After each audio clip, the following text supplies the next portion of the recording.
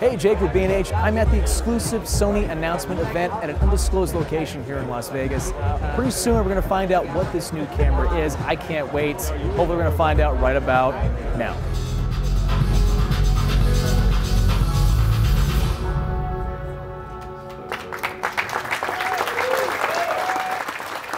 Wow, Sony has now raised the bar for what we consider a basic model. Okay, 24.2 megapixel sensor, backlit illuminated Exmor R sensor for amazing low light performance. The autofocus now has 693 phase detection autofocus points. Sound familiar? That's the same as the A9. That's fast. It covers 93% of the sensor. This autofocus is unreal. The A7 III also features Ultra HD 4K recording up to 30 frames per second, giving you S-Log2 and S-Log3, 14 stops at dynamic range. You can also shoot 120 frames per second in full HD.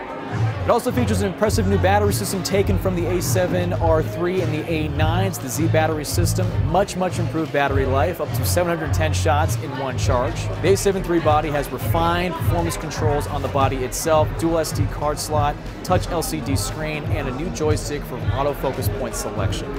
This camera is now raised the bar for what we consider a basic model camera. Creators want more and they expect more, and Sony listened. The A7 III is kind of the new innovation for the basic camera model. And it's going to be perfect for wedding videographers, wedding photographers, any kind of event type shooting. Any advanced amateur looking to go from an APS-C system to a full-frame system is going to be happy and at home with the A7 III. This is Jake with B&H. Just keep shooting.